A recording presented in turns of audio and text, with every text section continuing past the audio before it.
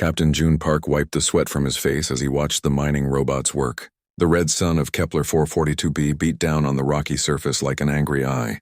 Around him, thousands of humans worked in the mines, their faces covered with dust and exhaustion.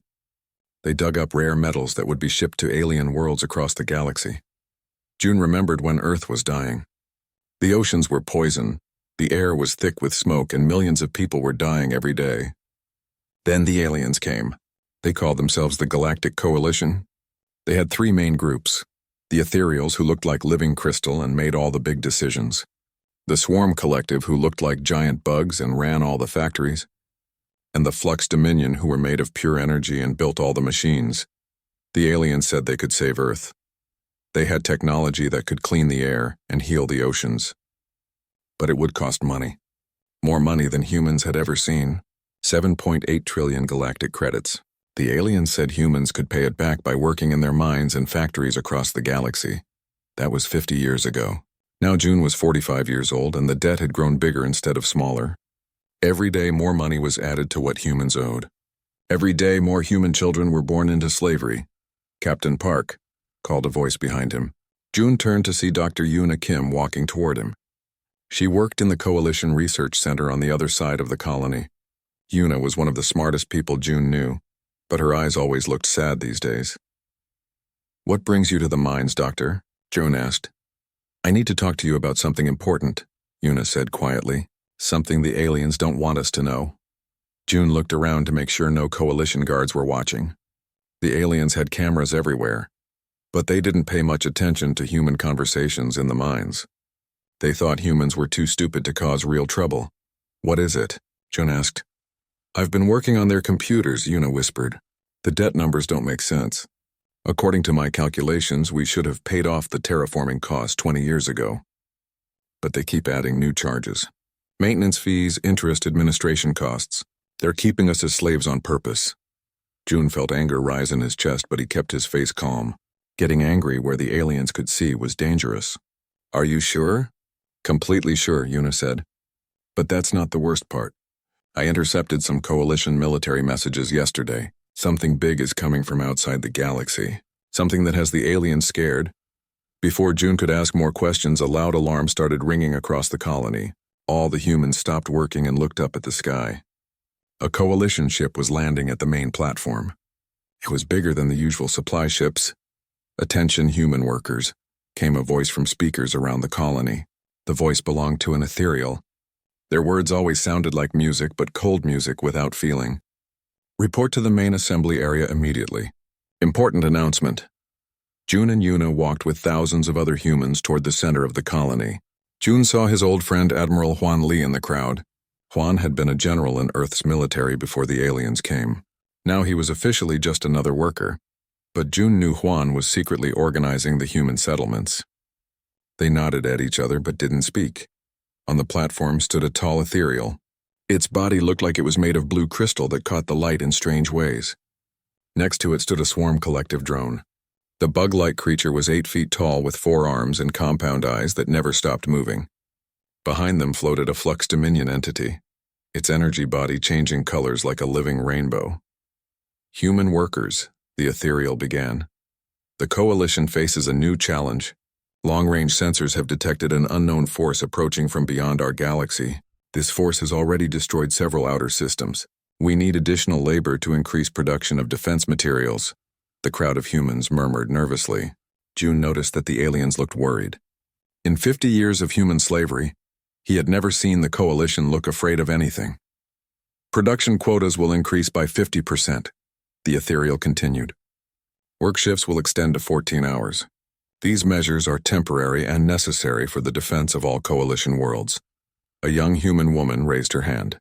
June recognized her as Mira Choi, one of the engineers who maintained the mining equipment. "What about our families? Some of us have children. They need—" "Human concerns are secondary," the swarm drone interrupted with its clicking voice. "The Coalition's survival takes priority over individual comfort." June saw anger flash across many human faces. These people had worked themselves to death for 50 years, and now the aliens wanted even more. But what choice did they have? The Coalition had all the weapons, all the ships, all the power. Dismissed, the ethereal said. Return to your duties. As the crowd broke up, June caught Juan's eye again. This time, his old friend made a small hand signal. It meant meeting tonight. June nodded slightly. That evening, June made his way to an old storage tunnel deep in the mines. About 20 humans were already there, including Juan, Yuna, and Mira. These were the leaders of the different human groups on the colony. You all heard the announcement, Juan said quietly. 50% more work. 14-hour days. And for what? To save the aliens who keep us as slaves. There's more, Yuna said. She told the group about the debt calculations and the approaching threat. Whatever's coming has the coalition terrified. This might be our chance. Chance for what? Asked Mira. To prove we're more than slaves, June said. To show we're worth something. Or to die trying, added another worker. Juan looked around at all their faces. I've been in contact with human groups on other worlds. We have weapons hidden away. Not many, but some. If this threat is as big as the aliens think, they might need more than just our labor. You mean they might need soldiers, June said. Maybe, and if they do, we need to be ready. Not as slaves following orders, but as free people choosing to fight. The group talked for another hour, making plans and sharing information. When they finally left the tunnel, June looked up at the alien stars. Somewhere out there, something was coming that scared the most powerful beings in the galaxy. For the first time in 50 years, June felt something he had almost forgotten. Hope. 3 weeks after the announcement, everything changed. General Taesong was fixing a broken water pump when the emergency signal started. Every screen in the human quarters lit up with coalition military channels. Tae had been a military strategist on Earth before the aliens came. But now he spent his days maintaining equipment on the industrial world of Titan 7. The first thing he saw on the screens made his blood run cold. A whole star system was gone. Not destroyed, gone. Where Kepler 186 used to be, there was only empty space. 5 planets, 3 billion alien colonists, and an entire coalition fleet had simply vanished. Attention all coalition citizens, came an urgent ethereal voice. Long-range sensors have confirmed the nature of the approaching threat. The entities call themselves the Devourers. They are an ancient machine intelligence that consumes matter and energy to fuel their expansion. Tae watched in horror as the screen showed images of massive ships. Each one was the size of a small moon made of dark metal that seemed to absorb light. They moved through space like hungry sharks, leaving nothing behind. The Devourers have been dormant for 10,000 years. The voice continued. Something has awakened them. Current projections show they will reach coalition core worlds within 6 months. Across the galaxy, panic spread like wildfire. On the mining world where June Park worked, humans and aliens alike stared at the screens in shock. Dr. Yuna Kim ran calculations in her head and felt sick. If these machines could destroy entire star systems, what hope did anyone have?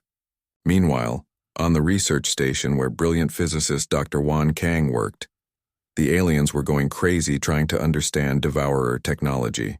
One had spent years studying alien science, but these machines used principles that seemed impossible. They adapt, one told his alien supervisors. Every time our forces attack them, they learn. They change their defenses, improve their weapons, become stronger. It's like fighting an enemy that gets smarter every time you hit it. The coalition's first response was typical. They sent their largest fleet to stop the Devourers at the border systems. Admiral Nara Young, who had been flying small transport ships between human colonies, watched the battle reports from her cockpit. It was a massacre. Coalition ships were among the most advanced in the galaxy, but they might as well have been throwing rocks. The Devourer vessels analyzed every weapon, every tactic, every strategy within minutes. Then they adapted. Coalition energy weapons became useless as the machines changed their armor. Coalition missiles were turned back on their own ships.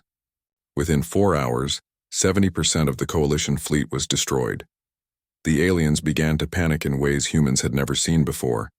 Ethereal leaders who had seemed cold and emotionless started making desperate decisions. Swarm collective drones worked frantically to build new weapons. Flux Dominion entities pushed their technology to dangerous limits. Nothing worked. The Devourers kept coming, consuming every system in their path. They didn't negotiate, didn't communicate, didn't show mercy. They just ate everything and moved on. That's when diplomat Leah Moon received the most surprising message of her life. Leah had been working as a translator between human workers and alien supervisors for 15 years. She spoke 7 alien languages and understood coalition politics better than most humans. So when she got a call from Coalition High Command asking her to come to their headquarters, she thought it was a mistake. No mistake, said the ethereal general who met her at the massive space station orbiting the Coalition capital world. We need to discuss humanity's role in the coming war. Leah was led to a conference room filled with the most powerful beings in the galaxy. Ethereal commanders whose crystal bodies glowed with stress, swarm collective queens whose compound eyes darted nervously, flux dominion lords whose energy forms flickered with uncertainty. Sit, commanded the lead ethereal. Leah sat down at a table that was clearly not made for humans. Her feet didn't touch the floor. Our analysis shows something interesting about human biology, the ethereal began. When devourer ships attack, they use neural disruption weapons to confuse enemy crews. These weapons work perfectly on all coalition species, but early reports suggest humans might be resistant. Resistant how? Leah asked. A swarm queen leaned forward with her clicking voice. Human brains are primitive, too simple for the neural disruptors to affect properly. What makes you inferior might make you useful. Leah felt anger rise in her chest, but she kept her voice calm. What exactly are you asking? We want to activate the meat shield protocol, said a Flux Dominion Lord, its rainbow body pulsing. Human colonies will be evacuated. All humans will be conscripted into military service. You will serve as frontline troops against the devourers. Cannon fodder, you mean? Leah said. If necessary, yes, the ethereal replied without emotion. The debt your species owes gives us the legal right to conscript human labor for any purpose. This includes military service. Leah thought about all the humans across the galaxy. Miners like June Park, scientists like Yuna Kim, engineers like Mira Choi. Good people who had spent their lives as slaves. Now the aliens wanted them to die as well, and if we refuse, she asked, then the devourers will consume this galaxy and your species will die anyway. The Swarm Queen clicked. At least this way some humans might survive. 3 days later, the conscription began. Military ships landed on every human colony. Aliens with weapons rounded up every human over the age of 16. Families were separated.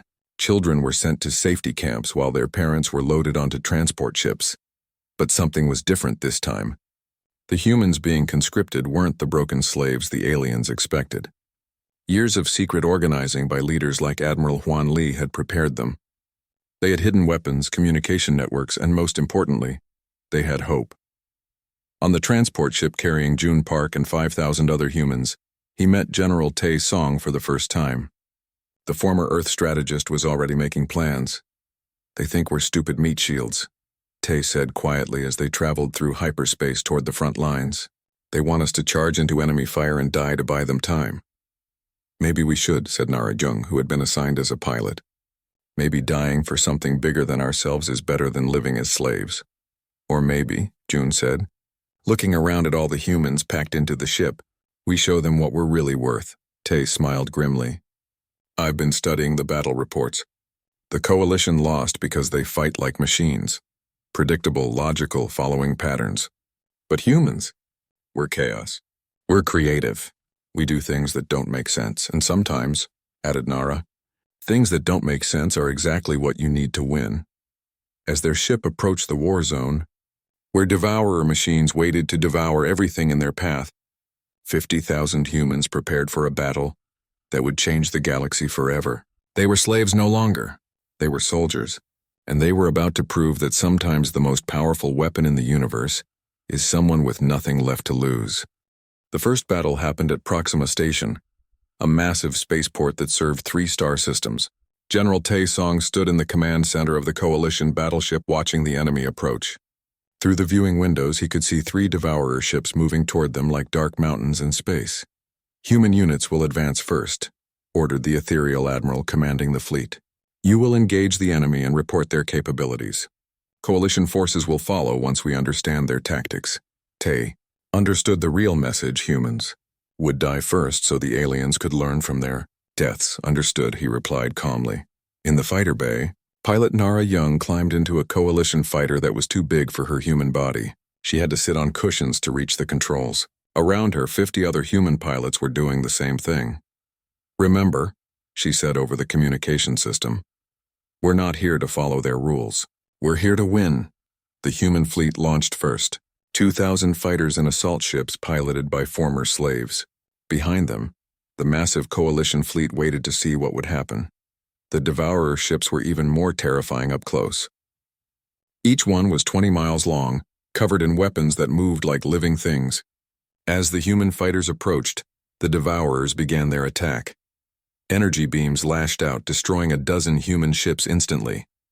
But something strange happened. The Devourer weapons seemed confused. They were designed to lock onto the brain patterns of coalition species and disrupt their thinking. But human brains were different. The weapons that should have paralyzed human pilots only gave them headaches. "This is Narration to all units," she broadcast. "The neural disruptors aren't working on us. We can think clearly while they're trying to scramble our brains. Use that." What happened next changed everything. Instead of flying in the organized formations that coalition forces used, the human pilots began flying like maniacs. They dove between enemy weapons, spun their ships in impossible directions, and attacked from angles that made no tactical sense. The Devourer computers couldn't understand it. Their artificial intelligence was designed to predict logical behavior, but humans weren't being logical, they were being crazy. Sergeant Kaio led a ground assault team that had landed on Proxima Station itself. The Devourers had sent machines to capture the station's computer systems. These robots were 8 feet tall and covered in armor that could stop any coalition weapon. "Sir," called one of his soldiers, "our weapons aren't working. The armor adapts too fast." Kai looked around the station and had an idea that his officers back on Earth would have called insane. "Forget the weapons," he said. "Use the station itself." The humans began tearing apart the station's equipment and using it as weapons. They threw computer terminals like rocks. They ripped pipes from the walls and used them as clubs. They even turned the artificial gravity systems into traps, crushing Devourer robots under their own weight. The machines couldn't adapt to this kind of fighting because it wasn't really fighting at all. It was pure desperation and creativity. Meanwhile, communications officer Jin Bei was working frantically at his station aboard Tae Song's ship. The Devourers used quantum-encrypted signals to coordinate their attacks. Coalition experts had been trying to crack these codes for weeks without success. But Jin noticed something they had missed. The Devourer signals had a pattern like music, and Jin had spent his childhood learning traditional Korean music from his grandmother. "General," he called to Tae Song, "I think I can disrupt their communications." "How?" "The same way you disrupt any song. You play a different tune at the same time." Jin began broadcasting counter-signals based on musical theory instead of computer science. To everyone's amazement, it worked. The Devourer ships began moving erratically as their coordination broke down. In the medical bay, Dr. Hana Lim was treating wounded human soldiers when she made a discovery that would change the war. A soldier had been hit by Devourer energy, and she was trying to clean the wound. But when she used human blood to wash away the alien energy, something incredible happened. The Devourer technology began to break down. "General Song," she called urgently, "you need to see this. Human blood is toxic to their machines." "What do you mean?" "I mean our blood dissolves their technology. We're literally poison to them." This news spread quickly through the human forces. Suddenly, wounded soldiers weren't just casualties, they were weapons. Humans began using their own blood to disable Devourer equipment. The battle raged for 18 hours. Coalition forces watched in amazement as the humans did the impossible. They weren't just surviving against the Devourers, they were winning. But victory came at a terrible price. When Commander Su Li saw that her ship was too damaged to escape, she made a decision that would become legend. Instead of retreating, she aimed her destroyer directly at the largest Devourer ship and pushed the engines to maximum. "This is Commander Li to all human forces," she broadcast, as her ship accelerated toward certain death. "Remember us. Remember why we fight. For our children. For our future. For our freedom." Her ship hit the Devourer vessel at half the speed of light. The explosion could be seen from 3 star systems away. When the battle ended, 60% of the human force was dead or wounded. But they had done something no one thought possible. They had defeated the Devourers. The 3 enemy ships were destroyed or retreating. Proxima Station was saved. And 40 million coalition civilians were alive because humans had bled and died for them. In the aftermath, something unprecedented happened. The ethereal admiral who had sent humans to die first came to see General Taesong personally. "Your species," the alien said, its crystal body glowing with what might have been respect, "is full of surprises." "We're full of more than that," Tae replied. "We're full of determination." Word of the human victory spread across the galaxy faster than light-speed communications. On every world, every station, every ship, the same message was being repeated. The humans had won. For the first time in 50 years, humans weren't slaves or cannon fodder or an inferior species. They were warriors. They were heroes. They were the only ones who could stand against the machines that threatened to devour everything. And in the Coalition High Command, nervous alien leaders began to realize something that terrified them almost as much as the Devourers. If humans could defeat ancient machine gods, what else might they be capable of? Admiral Huan Li, monitoring the battle from his hidden base, allowed himself a small smile. The first step was complete. Humanity had proven its worth in blood and fire.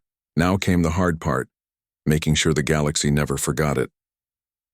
6 months after Proxima Station, the galaxy had changed. Fleet Admiral June Park stood on the bridge of the Coalition flagship, watching mixed human and alien crews work together. It still felt strange to be called Admiral. 6 months ago, he had been a mining supervisor. Now he commanded fleets that included ships from all 3 Coalition species. Admiral called his communications officer, an ethereal named Crystal Song of Morning. "We're receiving reports from the outer systems. 3 more Devourer fleets are approaching." June nodded grimly. The victory at Proxima had been just the beginning. The Devourers were learning too, adapting to human tactics just as they adapted to everything else. Each battle was harder than the last, but something else was changing in the galaxy.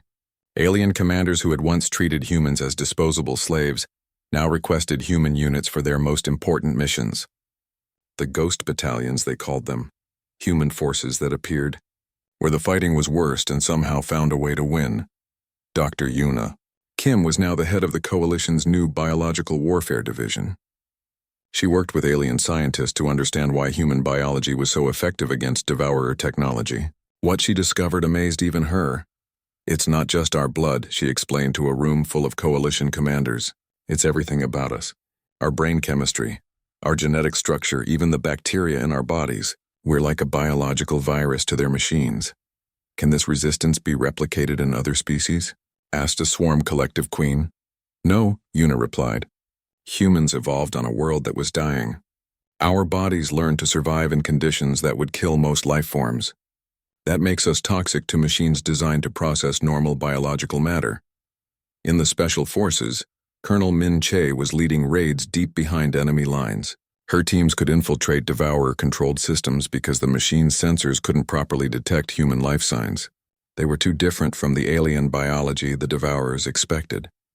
"Remember," she told her team as they prepared for another mission, "we're not trying to destroy their fleets. We're trying to confuse them. Every time we do something unexpected, we buy the main forces more time." Min's team specialized in what the aliens called chaos tactics. They would sneak onto Devourer ships and rearrange equipment, send false signals, and generally cause mayhem. It drove the machine intelligence crazy because nothing humans did followed logical patterns. Meanwhile, Ambassador Ray Yoon was having the strangest conversations of her life. She was negotiating with coalition leaders about humanity's future after the war. For 50 years, humans had been slaves. Now they were being asked what they wanted. "The debt," said the lead ethereal negotiator, "is clearly no longer relevant. Your species has paid a price that far exceeds any financial obligation." "What we want," Ray replied carefully, "is what we've always wanted. To be free, to be equals, to have a say in our own future. And if we agree to this, you will continue to fight the Devourers." Ray smiled. "Sir, we've been fighting for our lives since the day we were born. The only difference now is that we're fighting for everyone else too." The ethereal's crystal body flickered with what might have been amusement. "Your species continues to surprise us." But the war was far from over. Intelligence reports showed that the Devourers were massing their largest fleet ever for an attack on New Geneva, humanity's biggest remaining colony. 200 million humans lived there, including many of the children who had been separated from their parents during the conscription. General Taesong studied the tactical reports with growing dread. 3 Devourer world killers were approaching the system.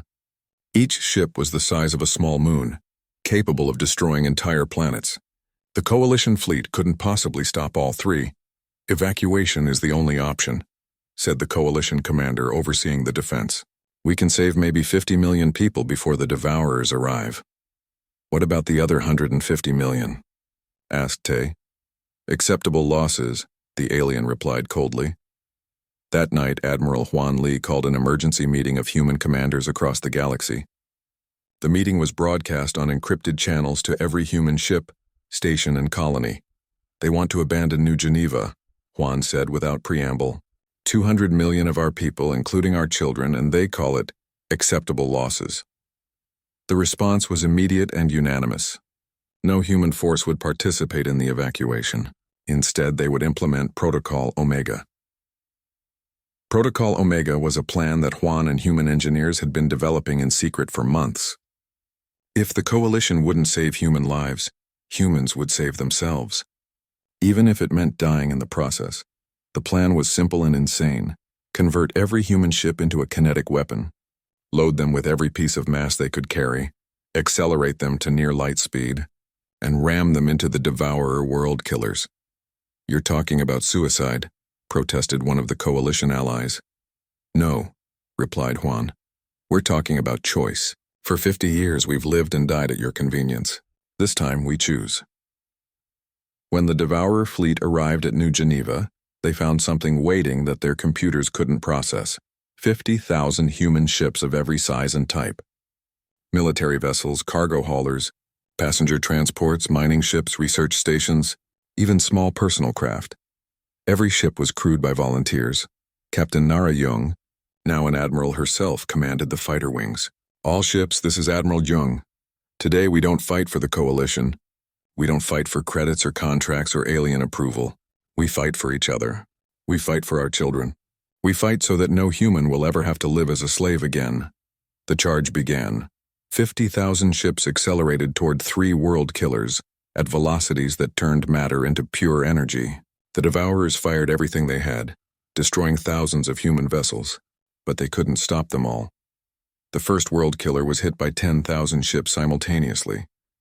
The explosion created a new star that burned for 3 days. The second was crippled by 8,000 more, its massive hull cracking like an eggshell. The third tried to retreat but was caught by the remaining human forces and torn apart. When the light faded, New Geneva was safe. The Devourer superfleet was destroyed, and 30 million humans were dead. In the aftermath, something unprecedented happened across the galaxy. On every Coalition world, aliens gathered to observe moments of silence for the humans who had died to save them. Statues were erected, songs were written, memorial services were held. For the first time in galactic history, one species had willingly sacrificed itself to save others. Admiral June Park stood in the ruins of his flagship, one of the few human vessels that had survived the battle. His communication system was filled with messages from across the galaxy. Alien commanders offering reinforcements, Coalition leaders asking what humans needed, species that had never spoken to humans before requesting permission to honor their dead. "Sir," said his communications officer, a young human woman named Hope. Her parents had chosen that name before the war, and now it seemed prophetic. "We're receiving a message from Coalition High Command. They want to discuss terms for a permanent alliance." "Not an alliance," June said quietly, looking out at the stars where so many humans had died for freedom. "A partnership. Between equals." He thought about Commander Su Lee, who had rammed her ship into a Devourer vessel months ago. About the 30 million souls who had just sacrificed themselves for people who had once kept them as slaves. About children on distant worlds who would grow up free because their parents had chosen to die fighting. The debt was paid. The galaxy would remember, and humanity would never bow to anyone again. 1 year after the Battle of New Geneva, Chancellor Yuna Kim stood before the largest gathering in galactic history. Representatives from 1,200 species filled the Great Assembly Hall on New Earth, humanity's new capital world. The war was over, and it was time to decide the future. The Devourers had retreated to the dark spaces between galaxies. For the first time in 10,000 years, the machine intelligence had met something they couldn't defeat. A species that chose death over surrender. Their quantum computers couldn't process the concept of voluntary sacrifice for others. It broke their logical system so completely that they simply left. Friends, Una began, using a word that would have been impossible 50 years ago when humans were slaves. We gather today not as conquerors and conquered, but as survivors. All of us. In the front row sat the former leaders of the coalition, the ethereal prime, whose crystal body had lost its cold glow and now seemed warmer somehow. The swarm mother queen, whose compound eyes no longer looked at humans as inferior creatures. The flux dominion overmind, whose energy form pulsed with what almost looked like respect. Behind them sat hundreds of species that had never been part of the coalition before. Worlds that had heard about humanity's sacrifice and come to witness the birth of something new. Admiral Nara Jung, now the head of the new Galactic Defense Force, stood at attention beside the podium. She was one of the heroes of New Geneva, one of the few pilots who had survived the Great Sacrifice. Her presence reminded everyone of the price that had been paid for peace. The old coalition is dead, Una continued. It died when 3 species decided that some lives were worth more than others.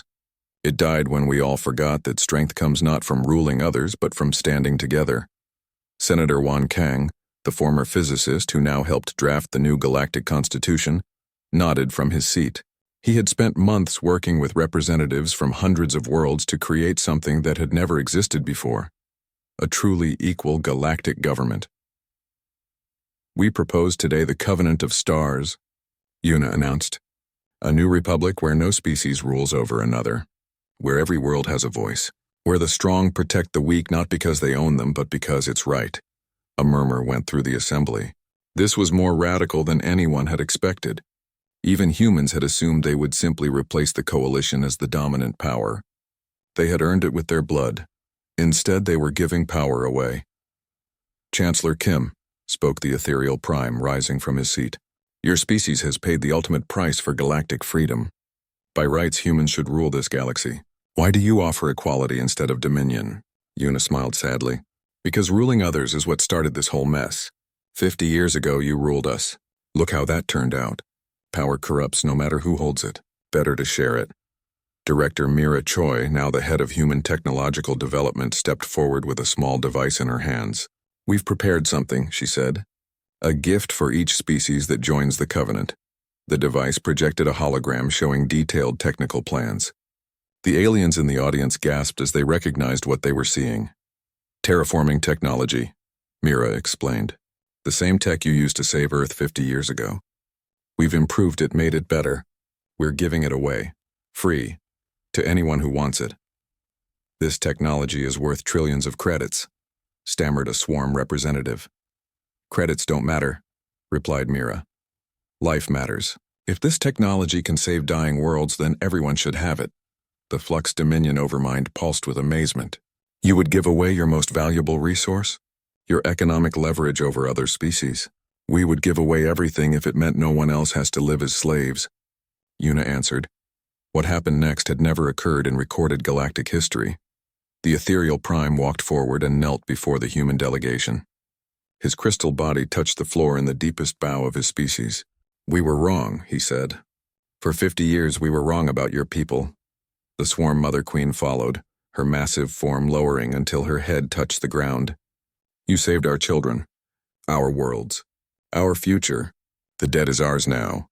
One by one, every alien representative in the hall knelt. Species that had never bowed to anyone. Ancient races that remembered the birth of stars. Proud warriors and brilliant scholars and wise rulers, all acknowledging what humanity had proven with blood and sacrifice. Some debts could only be paid with life itself. Rise, Una said gently. Please rise. We're not here to rule over you. We're here to stand with you. The signing ceremony took 3 days. 1,200 species agreed to join the Covenant of Stars. The old debts were forgiven, not just humanity's financial debt, but all the grudges and hatreds that had divided the galaxy for millennia. On the final day, they unveiled the memorial. It stood in the center of New Earth's capital city, a wall of black stone that stretched for miles. Carved into it were the names of every human who had died fighting the Devourers. 53 million names in total, each one remembered, each one honored. At the base of the memorial, representatives from across the galaxy had left offerings. Ethereal song crystals that played mournful melodies, swarm honey sculptures that would last 10,000 years, flux energy patterns that painted rainbow lights across the memorial wall. But it was the inscription that moved people most. They owed us credits. They paid in blood. The debt is ours now. Chancellor Yuna Kim stood before the memorial with tears in her eyes. So many friends were listed on that wall. Commander Su Li, who had rammed her ship into the first Devourer vessel. The 30 million souls who had died at New Geneva. Soldiers and pilots and engineers and medics who had given everything for people who had once enslaved them. Do you think they would approve? Asked Admiral Nara Jung, joining her at the memorial. I think they would be proud, Yuna replied. Not because we won the war, but because we chose to build something better from the victory. Above them, the sky filled with ships from across the galaxy. Not invasion fleets or slave transports, but delegates and traders and explorers. The galaxy was finally united, not through conquest, but through choice. Human children played in the streets with alien youngsters, learning each other's languages and games. Former enemies worked together on projects that would benefit everyone. The strong protected the weak not because they owned them, but because they chose to. It wasn't perfect. There were still conflicts, still prejudices, still problems to solve. But for the first time in galactic history, every species had a voice. Every world mattered. Every life had value.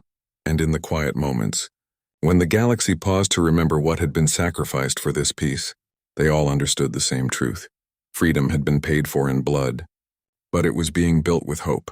The debt was settled. The galaxy had learned, and humanity, the former slave species that had once been considered inferior, now stood as guardians of the greatest alliance the universe had ever seen. Not as rulers, but as equals. Not because they demanded it, but because they had earned it.